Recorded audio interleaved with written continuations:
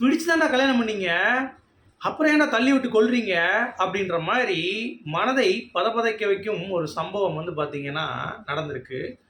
அதாவது இது 2வது கேஸுங்க. ஏற்கனவே சோனம் அப்படின்னு சொல்லிட்டு ஒருத்தவங்க இருந்தாங்க தெரியுமா?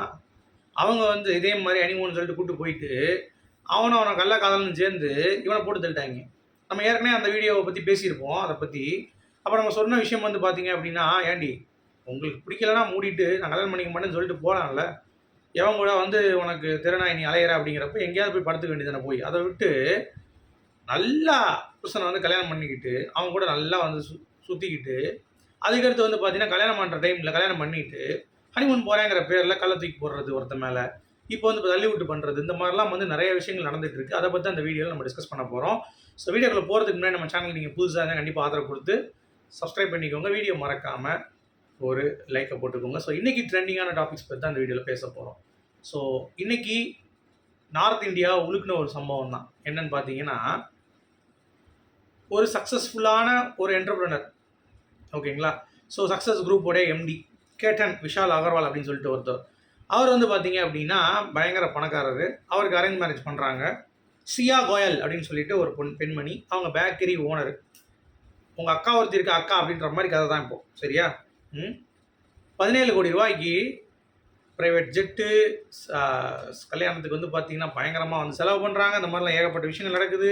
அது மட்டும் இல்லை இந்த கேட்டனும் சியாவும் அதாவது லவ் பண்ணுறவங்க கூட இப்படி ஒரு வீடியோ போட மாட்டான். அரேஞ்ச் மேரேஜ்லேயே அவ்வளோ காதல் இல்லை. 2 பேரும் வந்து பார்த்தீங்கன்னா மெழுகுவத்தி இது பண்ணுறதும், ஹக்கிங் பண்ணுறதும், ரொமான்டிக் டேட் போகிறதும், பயங்கரமாக வந்து பார்த்தீங்கன்னா ரொமான்டிக் வீடியோஸ் தான் போஸ்ட் பண்ணுறாங்க. இதற்கு நடுவில் இந்த வீடியோஸ்லாம் பார்த்து ஒருத்தன் வந்து பயங்கர கடுப்பாகிறான். அவன் யாருன்னு பார்த்தீங்கன்னா கள்ளக்காதலன். அவன் என்ன பண்ணுறான் அப்படின்னா இந்த பொண்ணுகிட்ட ஃபோன் பண்ணி கிட்டத்தட்ட 238 மணி நேரம் பேசியிருக்காங்க. அவன் பேர் என்னன்னு பார்த்தீங்கன்னா சேட்டன் பாபுலால் சௌத்ரியா. ஓகே, வீடியோஸை பார்த்துட்டு காண்டாயிட்டு என்ன நீ இப்படி பேசுகிற, ஏன் இன்னொருத்தனை கல்யாணம் பண்ணுறேன்னு சொன்னோன்னே இரு அவனை போட்டு தரணும். எனக்கு புரியல. இதுதான் உனக்கு கல்யாணம் பண்ணி எதுக்கு அவனை போட்டு தரணும்? அதுக்கு முன்னாடியே வந்து அவன் பெரிய சக்ஸஸ் குரூப்போட எம்டின்ற ஏன் அப்பயே வந்து எனக்கு வேண்டாம் கல்யாணத்தில் இன்ட்ரெஸ்ட் இல்லை, எனக்கு வந்து அவங்க கூட தான் ஓடி போகணும், கண்ட திருநாய் கூட தான் போகணும்னு சொல்லி நீ ஆசைப்பட்ட அப்படின்னா போய் திருநாய் கூட ஊர் மேயி. அதை விட்டுட்டு ஒரு நல்ல பையனை வந்து கல்யாணம் பண்ணிட்டு கிட்டத்தட்ட அவன் வந்து சக்ஸஸ்ஃபுல்லான பர்சனுங்க. 600 கோடி ரூபா சொத்து வச்சுருக்கான். அந்த பையனை கல்யாணம் பண்ணிட்டு எல்லாம் லூட்டி அடிச்சுட்டு ஒரு வெக்கமே இல்லாமல் வெக்கம் கெட்டு மானம் கெட்டு துக்கம் கெட்டு துயரம் கெட்டு இந்த மாதிரி வடிவேல் காமெடி சொல்கிற மாதிரி இத்தனை கெட்டு நீ திருந்தலை அப்படின்ற மாதிரி இதே மாதிரி தான் பண்ணிட்டு இருக்காங்க. இதில் பாருங்க காமெடி என்னன்னா, இதில் என்ன காமெடி தான் நம்ம சொல்லி ஆகணும். ஏன்னா அவ்வளோ கூமுட்டையாக இந்த மாப்பிள்ளையோடைய குடும்பமும் மாப்பிள்ளை இருந்திருக்காங்க அப்படிங்கிறது பார்க்க முடியும். மாப்பிள்ளையோட அப்பா விஷான் வந்து என்ன சொல்கிறார் அப்படின்னு பார்த்தீங்கன்னா, கூப்பிட்டு வச்சு அவர்கிட்ட பேசியிருக்காங்க. அவர் வந்து சொல்கிறாரு இந்த மாதிரி கல்யாணத்துக்கு முந்தின ப்ரீ வெட்டிங் ஃபோட்டோ ஷூட்னு சொல்லிட்டு பாலில் நடக்கிறதுக்கு பிளான். 4 பேர் போகிறதுக்கு டிக்கெட் போட்டாச்சு. அதில் வந்து இவங்களுக்கு பெருசாக இன்ட்ரெஸ்ட் இல்லை. ஸோ அதனால் 4 பேருடைய பாஸ்போர்ட் ஒரே பவுச்சில் வந்து தூக்கி வச்சுருந்தோம். ஆனால் கேட்டனுடைய பாஸ்போர்ட் மட்டும் இல்லை அந்த இடத்துல. ஏன்னா இந்த அம்மா வந்து எனக்கு ஃபோன் வருதுன்னு சொல்லிட்டு எடுத்து மாற்றி வச்சுட்டாங்க. அதனால் யாருமே 6ஆம் தேதிக்கு ப்ரீ வெட்டிங் ஃபோட்டோ ஷூட்டுக்கு போகல. இதில் என்ன புரியுது? அங்கேயே ஒரு தடங்கல்.